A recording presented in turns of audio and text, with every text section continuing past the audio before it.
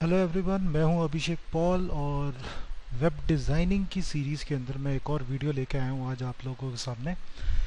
और इस वीडियो का टॉपिक है list styles and images. List styles क्या होते हैं? जब भी हम अपने किसी भी टॉपिक को अपने वेब पेज के अंदर दिखाना चाहते हैं जिसमें मैं चाहता हूं कि उन टॉपिक्स को मैं पॉइंट्स में हाईलाइट करूं, तो हम यूज़ करते हैं लिस्ट स्टाइल का। अब लिस्ट स्टाइल जब हम इम्प्लीमेंट करते हैं अपने HTML के वेब पेज के अंदर, तो हमें तीन तरीके के लिस्ट स्टाइल्स मिलते हैं। ये तीन लिस्ट स्टाइल्स होते हैं हमारे पास इन तीन फॉर्म के अंदर। एक जिसको हम बोलते हैं ऑर्डर्ड लिस्ट, एक लिस्ट जिसको हम बोलते हैं अनऑर्डर्ड लिस्ट, और एक लिस्ट टाइप होता है जिसको हम बोलते हैं डेफिनेशन लिस्ट। अब बेसिकली होता क्या है यहाँ पे हमारे पास कि ऑर्डर्ड लिस्ट वो फॉर्मेट है जहाँ पे मैं जो भी पॉइंट्स हाईलाइट करना चाहता हूँ उनका एक सीक्वेंस है। लाइक स्टेप हम कह सकते हैं कि पहले एक पर्टिकुलर स्टेप होगा, फिर एक दूसरा पर्टिकुलर स्टेप होगा, फिर एक तीसरा पर्टिकुलर स्टेप होगा। ऐसे स्टेप्स को मैं हाईलाइट करता हूँ जहाँ पे एक सिक्वेंशियल ऑर्डर मेरे पास जनरेट हो रहा है। और ऐसे सिक्वेंशियल ऑर्डर्स को जब भी मैं अपने वेब पेज में डिस्प्ले कराऊंगा तो हम उसके लिए यूज़ करेंगे ऑर्डर्ड लिस्ट। अब ऑर्डर्ड लिस्ट को जब भी मैं HTML में यूज़ करूँगा तो यहाँ पे हमारे पास एक कंटेनर टैग होता है जो कि एंगल ब्रैकेट OL से स्टार्ट होता है और एंगल ब्रैकेट /OL पे फिनिश होता है। OL stands for ordered list. अब जब भी मैं ऑर्डर्ड लिस्ट जनरेट करूँगा तो हर एक ऑर्डर्ड लिस्ट या हर एक पॉइंट को डेमोन्स्ट्रेट करने के लिए मुझे एक और सब टैग यूज़ करना पड़ेगा, और इस सब टैग का नाम होता है LI। एंगल ब्रैकेट LI से शुरू होता है और एंगल ब्रैकेट /LI पे फिनिश होता है। LI stands for list items. तो जितनी भी लिस्ट आइटम्स मैं उस अनऑर्डर्ड लिस्ट के अंदर रखना चाहता हूँ उन सारी आइटम्स को टेक्स्ट के फॉर्म में मैं इस LI टैग के बीच में इम्प्लीमेंट करता हूँ। अब इसको इम्प्लीमेंट करने के लिए मैं एक छोटा सा डेमो यहाँ पे क्रिएट कर रहा हूँ। मैं एक न्यू फाइल ले रहा हूँ जिसको मैं सेव कर रहा हूँ अपने डेस्कटॉप पे, और इस फाइल को मैं नाम दे रहा हूँ index.html, जिसके अंदर मैंने नॉर्मली HTML टैग्स इम्प्लीमेंट करे जिसमें मैं लिस्ट स्टाइल्स शो करने वाला हूँ। और यहाँ पे लिस्ट स्टाइल दिखाने के लिए मैं यूज़ कर रहा हूँ एक टैग OL ऑर्डर्ड लिस्ट, जिसको हम यहाँ पे इम्प्लीमेंट कर रहे हैं। और इस ऑर्डर्ड लिस्ट के अंदर मैं कुछ लिस्ट टाइप्स जनरेट कर रहा हूँ जो कि मैं LI के थ्रू हाईलाइट कर रहा हूँ। लाइक मैं चाहता हूँ यहाँ पे फर्स्ट एक आइटम हो, लिस्ट आइटम सेकंड हो सकता है, लिस्ट आइटम थर्ड हो सकता है, एंड सो ऑन। ऐसे जितने भी लिस्ट आइटम्स मैं जनरेट करना चाहता हूँ वो मैं इसके बीच में मेंशन करूँगा। अब इसको मेंशन करने के बाद मुझे सिर्फ इसको ब्राउज़र पे रन करके देखना है। तो जैसे ही मैं इसको अपने ब्राउज़र पे रन करूँगा तो मेरे पास कुछ इस तरीके का फॉर्मेट आएगा।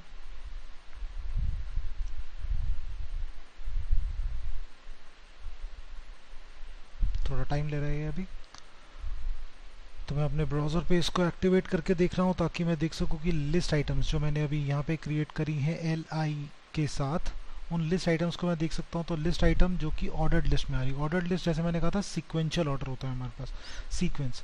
अब सीक्वेंस जब भी हम क्रिएट करते हैं तो सीक्वेंस कैसे आता है हमारे पास? कुछ इस तरीके से, जैसा मैं यहाँ पे व्यू कर रहा हूँ कि पहला सीक्वेंस आ रहा है first, then second, then third. अब जब मैं 1 2 3 के फॉर्मेट में या फर्स्ट सेकंड थर्ड के फॉर्मेट में दिखा रहा हूँ तो उसमें ऑटोमेटिकली सीक्वेंशियल ऑर्डर जनरेट कर रहा है। पहला आइटम 1 पे, देन 2, देन 3। और इसी टाइप से मैं जितने भी लिस्ट आइटम जनरेट करता जाऊँगा। लाइक मैं थर्ड के बाद एक और लिस्ट आइटम लेके आ रहा हूँ, फोर्थ, या एक और लिस्ट आइटम जनरेट कर रहा हूँ, फिफ्थ। तो जैसे मैंने इसको बिल्डअप किया तो ये ऑटोमेटिकली हमारे पास यहाँ पे सीक्वेंशियल ऑर्डर में जनरेट हो जाएगा। By default in list items के अंदर हमारे पास जो भी वैल्यूज़ पास होती हैं उनको न्यूमेरिकल फॉर्म में 1 2 3 4 5 इस टाइप के सीक्वेंस में जनरेट करता जाता है। लेकिन अगर मैं चाहता हूँ कि इसकी काउंटिंग जो है वो न्यूमेरिकल फॉर्म में 1 2 3 ना दिखा के किसी और फॉर्म में दिखाए, तो इसके लिए हम एक स्पेशल टाइप के एट्रीब्यूट का यूज़ करते हैं। एट्रीब्यूट का नाम है टाइप। जब भी मैं इस टाइप में यूज़ करूँगा, टाइप नाम के एट्रीब्यूट को यूज़ करूँगा, तो लिस्ट आइटम्स जो ऑर्डर्ड लिस्ट में आ रही है मेरे पास वो 1 2 3 के अलावा मैं मॉडिफाई कर सकता हूँ। तो ऐसे अलग अलग टाइप्स में हमारे पास स्पेशल टाइप की कुछ प्रॉपर्टीज़ आती हैं। अब इन प्रॉपर्टीज़ को अगर हम व्यू करें तो अगर मैं चाहता हूँ इसको अल्फ़ाबेटिकल फॉर्म में जनरेट करना, लाइक ABCDEF इस टाइप के फॉर्म में अगर मैं वैल्यूज़ को प्रिंट करना चाहता हूँ, तो मैं सिर्फ स्मॉल लेटर में प्रॉपर्टी में पास कर दूंगा A। अब इसको पास करने से क्या डिफरेंस आएगा, इसको हम यहाँ पे व्यू करते हैं। तो मैं ऑर्डर्ड लिस्ट नाम के टैग के अंदर यहाँ पे यूज़ कर रहा हूँ टाइप, और टाइप में प्रॉपर्टी मेंशन कर रहा हूँ स्मॉल a। अब मैंने यहाँ पे स्मॉल a मेंशन किया तो वहाँ न्यूमेरिकल फॉर्म जो 1 2 3 4 5 में आ रहा था, ये जैसे ही मैं रिफ्रेश करूँगा ये चेंज हो जाएगा ABCDE के फॉर्मेट में। दैट मीन्स अल्फ़ाबेट्स दिखा रहा है इन स्मॉल लेटर्स। लेकिन अगर मुझे यही अल्फ़ाबेट कैपिटल में शो करने हैं, दैट मीन्स मुझे यहाँ पे टाइप को मॉडिफाई करना पड़ेगा। मैं उस टाइप को यहाँ पे यूज़ कर रहा हूँ कैपिटल A में। कैपिटल A जैसे ही मैं इसको डिनोट करूँगा तो ये वही अल्फ़ाबेट्स को जनरेट करेगा लेकिन इन कैपिटल लेटर्स। लाइक मैं यहाँ पे स्मॉल a की जगह कैपिटल A चेंज कर रहा हूँ और इसको मैं अपने ब्राउज़र पे रिफ्रेश करता हूँ, तो आप देख सकते हो यहाँ पे हमारे पास capital A, capital B, capital C, capital D इस टाइप से शो करने लगा। अब सेम फॉर्मेट अगर मैं चाहता हूँ कि मुझे ऐसा नहीं दिखाना, मुझे न्यूमेरिकल सीरीज़ ही चाहिए लेकिन वो न्यूमेरिकल रोमन नंबर्स में होने चाहिए, तो ऐसा करने के लिए हम यहाँ पे रोमन नंबर्स में जनरेट करते हैं स्मॉल i के साथ। अगर मैं स्मॉल i को इम्प्लीमेंट कर देता हूँ इस a की जगह पे, तो मेरे वेब पेज के अंदर वही सीरीज़ मेरे पास सीक्वेंशियल ऑर्डर में आ रही है लेकिन न्यूमेरिकल फॉर्म में रोमन नंबर्स जनरेट कर रहा है 1 2 3 4 5 एंड सो ऑन, ऐसे ही इंक्रीज करता जाएगा। अब जब भी मैं इसको इम्प्लीमेंट करूँगा ये एक पर्टिकुलर इंडेंट के साथ अप्लाई होगा, ये डिफ़ॉल्ट टाइप है इस इंडेंटेशन का और उस डिफ़ॉल्ट इंडेंटेशन के साथ ही उसको डिस्प्ले करा रहा होगा। सेम मैं यहाँ पे एक और चेंज करना चाहता हूँ, मैं चाहता हूँ वही रोमन नंबर्स मुझे कैपिटल में दिखें, तो मुझे सिर्फ कैपिटल I लिखना होगा। दैट मीन्स जब भी मैं यहाँ पे टाइप मेंशन करूँगा तो स्मॉल i ना शो करके मैं उसको कैपिटल I कर दूंगा। और जैसे ही मैं कैपिटल I करता हूँ और रिफ्रेश करता हूँ अपने वेब पेज के अंदर, तो ये कैपिटल फॉर्म के अंदर जनरेट कर देगा। अब इसी फॉर्म के अंदर कई बार ऐसा होता है कि मैं अपने पॉइंट्स में हाईलाइट कर रहा हूँ और एक सर्टेन नंबर से मैं उन पॉइंट्स को शुरू करना चाहता हूँ। लेट्स से मैं चाहता हूँ कि ये पॉइंट्स शुरू तो मेरे पास रोमन नंबर्स में ही होने चाहिए, लेकिन मैं चाहता हूँ कि ये स्टार्ट होना चाहिए 6 से, और मैं चाहता हूँ 6 के बाद जितने रोमन नंबर्स हैं वो आने शुरू हों। तो ऐसा करने के लिए मुझे अपने वेब पेज के अंदर जहाँ ऑर्डर्ड लिस्ट में मैं टाइप मेंशन कर रहा था, ऐसे ही मैं एक और एट्रीब्यूट का यहाँ पे यूज़ करूँगा। इस एट्रीब्यूट को हम बोलते हैं स्टार्ट। स्टार्ट हमारे को पोजीशन प्रोवाइड करता है कि ये कहाँ से शुरू होना चाहिए, कौन सी स्टार्टिंग पोजीशन या कौन सा स्टार्टिंग नंबर होना चाहिए, और उस स्टार्ट की प्रॉपर्टी के अंदर हम मेंशन कर देते हैं उस नंबर को। तो मैं यहाँ पे टाइप के अलावा मैं यहाँ पे एक और एट्रीब्यूट यूज़ कर रहा हूँ जिसका नाम है स्टार्ट, और स्टार्ट में मैं शुरू कर रहा हूँ कि ये 6 के बाद से न्यूमेरिकल सीरीज़ कंटिन्यू करे। तो जैसे ही मैंने स्टार्ट पोजीशन दी 6 और अपने वेब पेज पे मैं जैसे ही इसको रन करता हूँ तो अब इसकी काउंटिंग जो है वो 6 7 8 9 10 इस टाइप के सीक्वेंस में इंक्रीज़ होना शुरू हो जाएगा। तो ये ऑटोमेटिकली हमारे पास परफॉर्म कर रहा होता है, तो इसके लिए मुझे कुछ अलग से इम्प्लीमेंट करने की ज़रूरत नहीं पड़ती। मुझे सिर्फ ध्यान रखना होगा कि जब भी मुझे टाइप मेंशन करना है तो मैं कौन सा टाइप यहाँ पे डिनोट कर रहा हूँ, और मैं उसकी पोजीशन मेंशन कर रहा हूँ कि कहाँ से शुरू होना चाहिए, तो उसके लिए मैं स्टार्ट का यूज़ कर रहा हूँ। अगर इन केस मैं चाहता हूँ कि टाइप में मेंशन करके ही मैं नंबर्स देखूँ, तो मैं नंबर सीरीज़ में 1 टाइप कर देता हूँ और उसके बाद मैं इसको रन करता हूँ अपने ब्राउज़र पे, तब भी वो सेम काम करेगा। तो दैट मीन्स आइदर मैं टाइप में मेंशन करूँगा न्यूमेरिकल वैल्यू या फिर मैं टाइप नहीं मेंशन करूँगा, दोनों ही सीक्वेंस में मेरे पास न्यूमेरिकल फॉर्म जनरेट करेगा। लेकिन बाकी और फॉर्म्स के लिए मुझे टाइप की ज़रूरत पड़ेगी जहाँ पे मैं टाइप मेंशन करूँ और उसी टाइप के अकॉर्डिंग ये मेरे पास न्यूमेरिकल फॉर्म्स जनरेट करेगा, या जिसको हम बोलते हैं ऑर्डर्ड लिस्ट हमारे पास जनरेट करेगा। नेक्स्ट टाइप आता है हमारे पास लिस्ट के अंदर जिसको हम बोलते हैं अनऑर्डर्ड लिस्ट। अनऑर्डर्ड लिस्ट जब हम यहाँ पे यूज़ करते हैं तो दैट मीन्स इसका कोई सीक्वेंस नहीं है, कोई ऑर्डर नहीं है। हम ऐसे पॉइंट्स जिनको मैं किसी भी ऑर्डर में मेंशन करूँ वो पॉइंट्स होने चाहिए बस, लेकिन अलग अलग सीक्वेंस में रखे जा सकते हैं, उनको हम प्लेस करते हैं अनऑर्डर्ड लिस्ट के अंदर। अब जब भी मैं अनऑर्डर्ड लिस्ट बिल्डअप करता हूँ तो अनऑर्डर्ड लिस्ट बनाने के लिए हमें यूज़ करना पड़ता है एक और tag which is called angle bracket unordered list बना रहे हैं तो UL। अब इस UL नाम के टैग के अंदर दैट मीन्स अनऑर्डर्ड लिस्ट हम यहाँ पे जनरेट कर रहे हैं।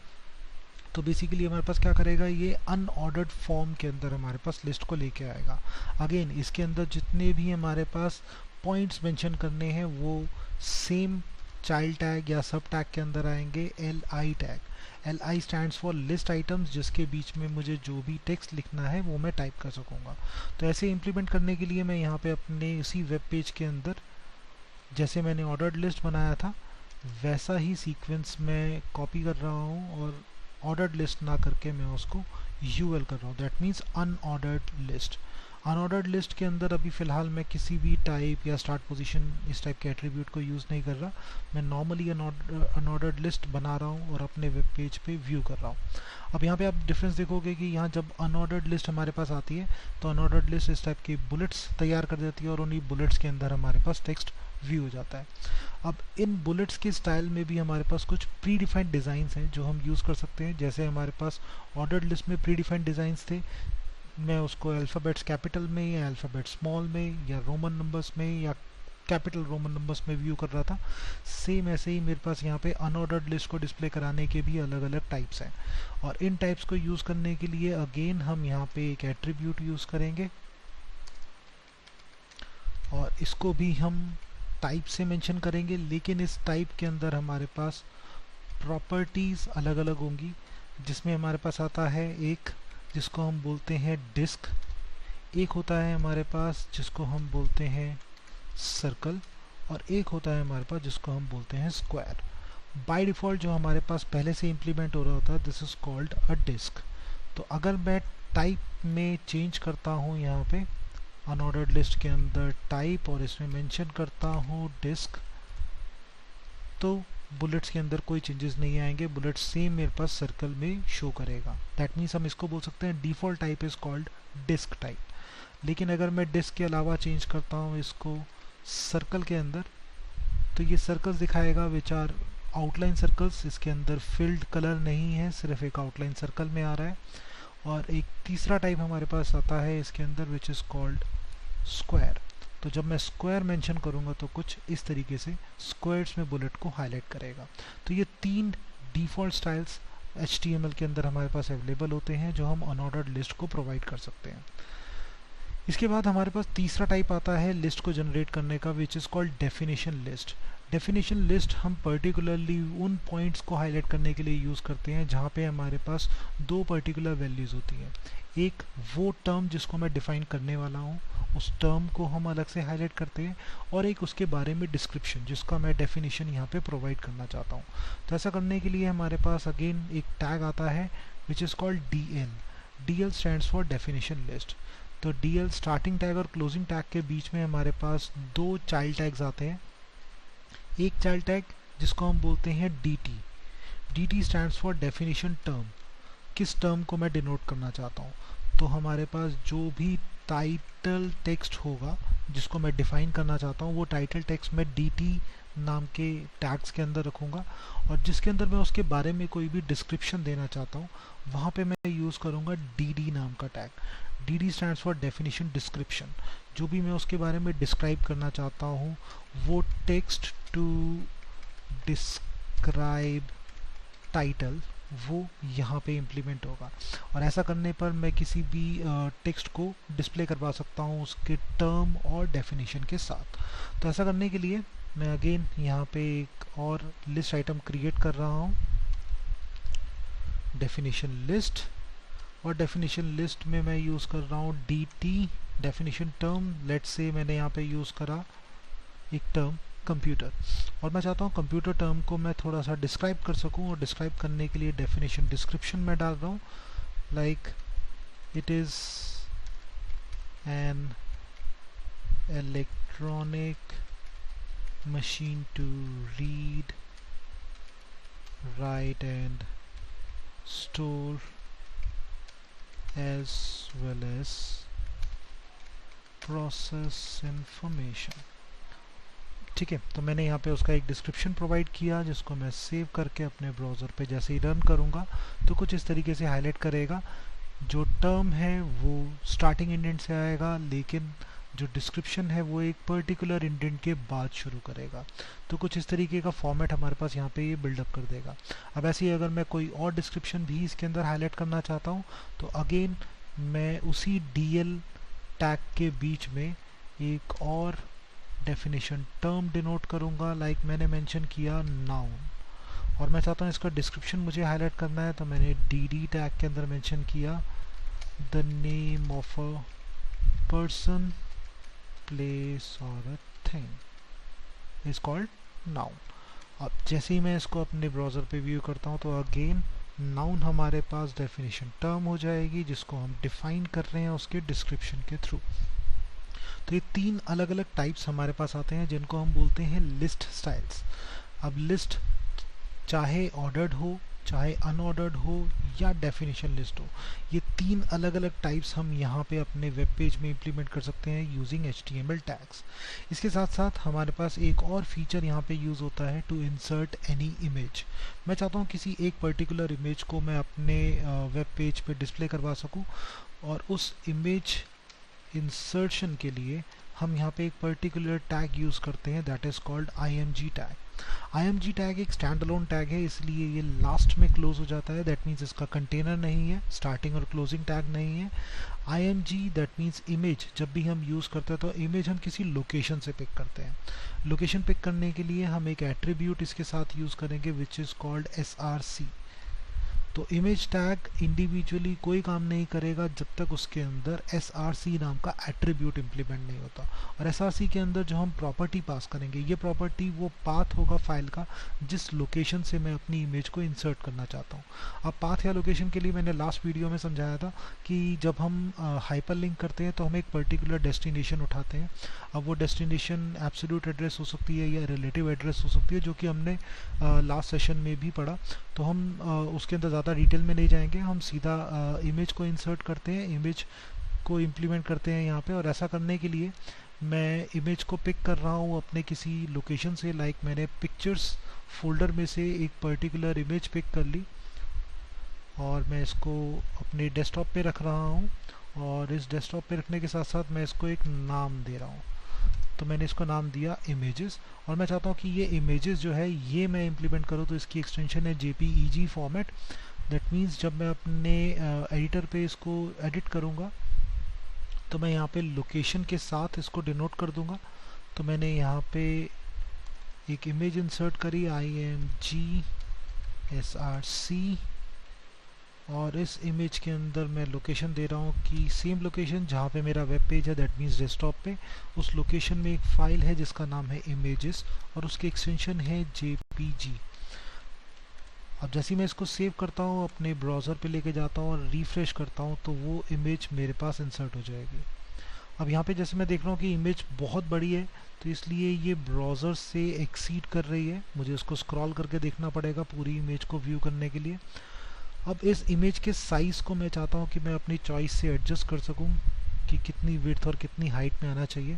तो ऐसा इम्प्लीमेंट करने के लिए इमेज टैग के अंदर हमारे पास एक विड्थ नाम का एट्रीब्यूट आता है।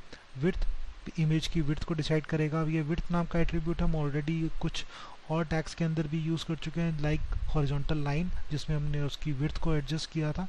सेम वैसे ही मैं यहाँ पे विड्थ इम्प्लीमेंट कर रहा हूँ, लाइक मैंने इसको प्रोवाइड किया 100 पिक्सल्स। तो जैसे ही मैं सेव करूँगा और रिफ़्रेश करूँगा तो इमेज की विड्थ 100 पिक्सल्स की विड्थ में आ गई है। तो ऑटोमेटिकली जैसे इमेज की विड्थ एडजस्ट होगी, उसने हाइट को भी अपने आप एडजस्ट कर लिया। दैट मीन्स अगर मैं सिर्फ विड्थ इम्प्लीमेंट कर रहा हूँ, लाइक मैंने विड्थ दी 1000 पिक्सल्स की, तो 1000 पिक्सल्स के अंदर विड्थ अरेंज हो गई है और हाइट उसके कॉरस्पॉन्डिंग रेशो में अपने आप एडजस्ट हो जाएगी। लेकिन अगर मैं चाहता हूँ कि उसको वर्टिकली स्क्वीज़ कर दूँ, उसकी हाइट को कम कर सकूँ या ज़्यादा कर सकूँ, तो ऐसा करने के लिए मैं यहाँ पे हाइट नाम का एट्रीब्यूट यूज़ कर रहा हूँ। और इस हाइट के अंदर सपोज़ मैंने दिया 100 पिक्सल्स, दैट मीन्स मैं क्या कर रहा हूँ, हाइट को कम कर रहा हूँ, स्क्वीज़ डाउन कर रहा हूँ मैं उसको। और जैसे ही मैं इसको व्यू करूँगा तो आप देख सकते हो कि यहाँ पे इमेज जो है हाइट से डिक्रीज़ हो गई है और विड्थ में 1000 पिक्सल्स है। तो ये अपने प्रोपोर्शन से अलग अगर मुझे विड्थ और हाइट को अगर चेंज करना हो तो मुझे दोनों एट्रीब्यूट मेंशन करने पड़ेंगे। दैट मीन्स विड्थ और हाइट दोनों को डिनोट करना पड़ेगा। लेकिन अगर मैं चाहता हूँ कि इमेज अपने एक्चुअल प्रोपोर्शन में ही रहे तो मुझे ज़रूरत नहीं पड़ेगी हाइट को मेंशन करने की। विदाउट हाइट मैं उसके एक्चुअल प्रोपोर्शन के अंदर ही इमेज को एडजस्ट करूँगा। अब सेम ऐसे ही अगर मैं 100% कर देता हूँ इसको, तो 100% मीन्स वेब पेज की पूरी 100% विड्थ को कैप्चर करेगा। जितना भी वेब पेज साइज़ होगा। अब ऐसा करने पर परसेंटेज मैंने दिया है, तो मैं जैसे ही मैं अपने वेब पेज को जूम आउट कर रहा हूँ, 25% जूम पे ले आया, तब भी इमेज की विड्थ उसी साइज़ में आ रही है लेकिन कंटेंट छोटा हो गया है। मैं अपने वेब पेज को जूम इन कर रहा हूँ, मैंने जूम इन करा। अब जूम इन और जूम आउट आपके पास आपका ब्राउज़र करेगा कंट्रोल प्लस और कंट्रोल माइनस के साथ। तो कंट्रोल माइनस जूम आउट करने का काम कर रहा है और कंट्रोल प्लस जूम इन करने का काम कर रहा है, जिससे मैं अपने ब्राउज़र के अंदर देख सकता हूँ उसकी साइज़ को कम या ज़्यादा कर पा रहा हूँ। क्लियर?